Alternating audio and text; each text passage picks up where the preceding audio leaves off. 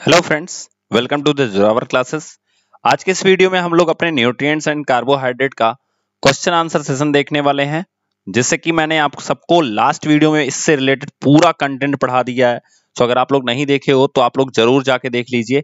जो biology and का nutrients का कार्बोहाइड्रेट का जो सेशन है, उसमें 5वां नंबर जो सेशन है वो इससे रिलेटेड सारा कंटेंट मैंने आपको वहां पे बता दिया है। तो अगर आप लोग नहीं देखे हो तो आप जरूर जाके देख लीजिए उस चीज को। ठीक है, चलिए मूव करते हैं पहले क्वेश्चन में। बट हाँ, जो लोग हमसे पहली बार जुड़े हैं वो अपने व्हाट्सएप से इस व्हाट्सएप नंबर पे अपने नाम को और जिस पोस्ट के लिए प्रिपरेशन कर रहे हो उसको लिख के भेज सकते हैं। और उससे भी जरूरी चीज है, अगर आपको हमारे कंटेंट की चीजें चाहिए, यानी हमारे कंटेंट की चीजें आपको अच्छे से चाहिए पीडीएफ के साथ, या आपको पूरा वेल फॉर्म्ड तरीके से चाहिए, तो आप उसके लिए डिस्क्रिप्शन बॉक्स में लिंक दी है, उस पे जाके क्लिक कर दीजिए। आपको वो कोर्स अपने आप दिख जाएगा, आप वहां पे अपने आप को एनरोल कर सकते हैं। ठीक है, या दूसरा तरीका है, आप डिस्क्रिप्शन बॉक्स में दिए गए ऐप के लिंक को डाउनलोड कर लीजिए, द जोरावर क्लासेस के नाम से है, या आप गूगल पे जो गूगल प्ले स्टोर है उस पे आप डायरेक्ट सर्च कर लीजिए द जोरावर क्लासेस, वहां पे आप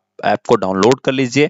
ऐप डाउनलोड करेंगे तो जो इंटरफेस खुलेगा उसके नीचे बॉटम साइड में थर्ड नंबर पे स्टोर सेक्शन होगा, उस पे आप जाएंगे, वहां पे आपको कोर्स मिल जाएगा जिसमें आप अपने आप को एनरोल कर सकते हैं। ठीक है, चलिए तो पहला क्वेश्चन डिस्कस करते हैं। हमने इसके पहले डिस्कस कर लिया है कि कार्बोहाइड्रेट्स होते क्या हैं, तो उनसे रिलेटेड जो 20 क्वेश्चंस हैं उनको हम नेक्स्ट इस वीडियो में और नेक्स्ट एक वीडियो में खत्म करने वाले हैं। ठीक है, चलिए, विच of the following components of food is digested by S amylase.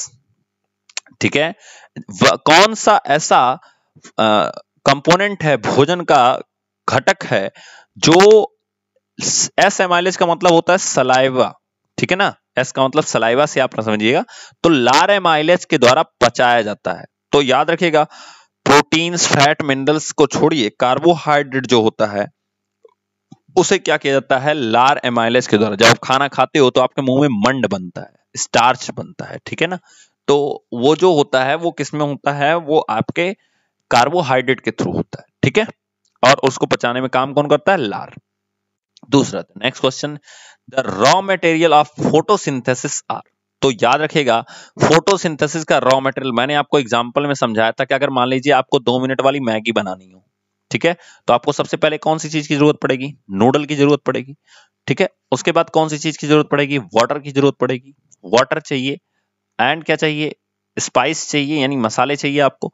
तीसरी किस चीज की जरूरत पड़ेगी, हीट की जरूरत पड़ेगी। इसी तरह से जब पौधे अपना खाना बनाते हैं, यानी वो जब ग्लूकोज बना रहे होते हैं, C6 या H12O6 बना रहे होते हैं, उसमें सबसे पहले उन्हें जरूरत पड़ती है कार्बन डाइऑक्साइड की।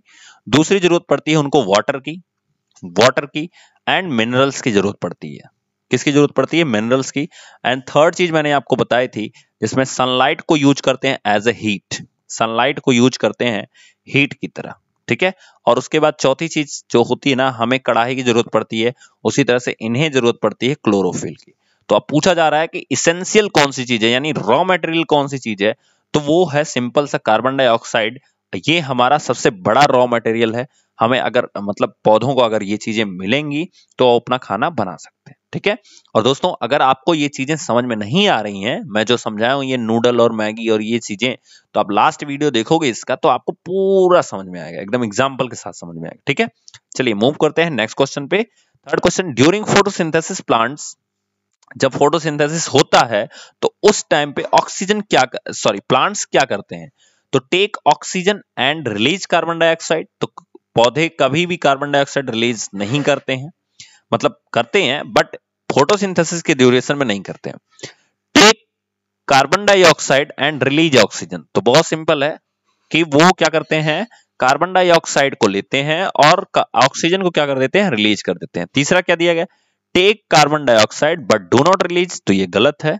इसी तरह से दिया गया take oxygen but do not release, तो ये गलत है। पौधे कुछ ना कुछ रिलीज करेंगे, कुछ ना कुछ टेक करेंगे, सो इसलिए आपको याद रखना है take carbon dioxide and release oxygen.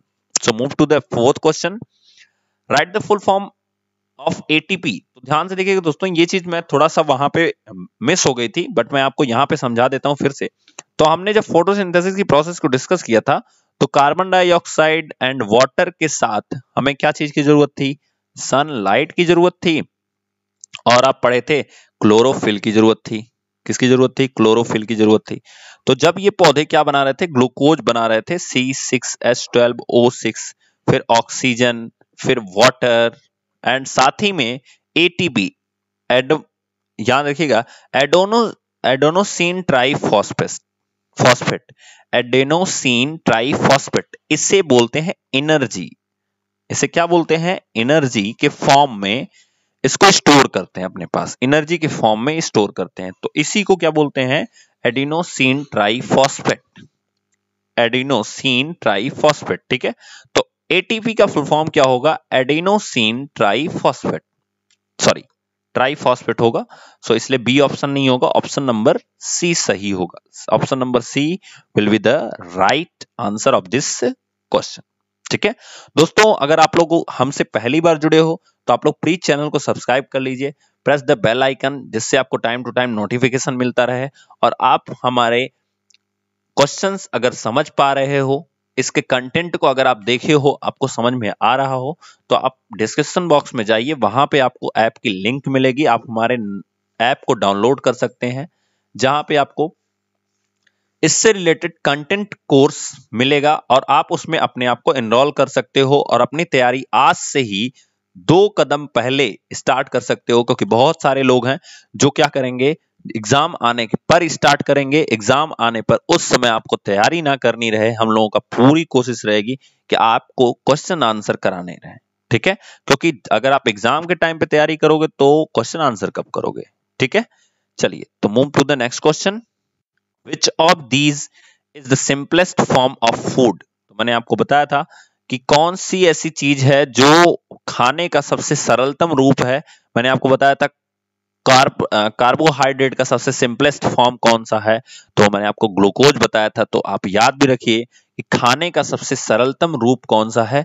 Glucose है। Clear? Next question, which of the following nutrients is not present in milk? कौन सी ऐसी चीज है जो दूध में नहीं पाई जाती है? तो याद रखिएगा, दूध में विटामिन सी जो है वो नहीं पाया जाता है। ये चीज आपको ध्यान रखना है। विटामिन सी खट्टी चीजों में पाया जाता है, खट्टी चीजों में पाया जाता है। ठीक है, यानी कि जो चीज हमारे खट्टी होती हैं उनमें पाया जाता है। जैसे आप आंवला का एग्जाम्पल ले लो, आंवला का एग्जाम्पल ले लो। ठीक है, तो इनमें ये विटामिन सी काफी ज्यादा मात्रा में पाया जाता है। तो मिल्क में विटामिन सी जो होती है वो नहीं पाई जाती है। नेक्स्ट मूव करते हैं, which of the following biomolecule simply refers to as staff of life? ठीक है, तो जीवन के कर्मचारी के रूप में कौन सा बायोमोलिक्यूल यूज होता है? कौन सा बायोमोलिक्यूल यूज होता है? बहुत सिंपल आंसर है आपका कि कार्बोहाइड्रेट जो है वो हमारा आंसर हो जाएगा। विच of the following is general formula of carbohydrate? देखो मैंने आपको बताया था कि कार्बोहाइड्रेट का जनरल फार्मूला कौन सा होता है। मैंने आपको फार्मूला भी बताया था कार्बोहाइड्रेट से रिलेटेड। सो आप लोग जल्दी से जल्दी कमेंट करके बताओ कि कौन सा फार्मूला होता है। बहुत इंपॉर्टेंट क्वेश्चन ये आपसे पूछा गया है ना। तो मैंने आपको क्या बताया था कि अगर आप C6H12O6 को ही याद रखोगे तो आपको कार्बोहाइड्रेट याद हो जाएगा। कैसे?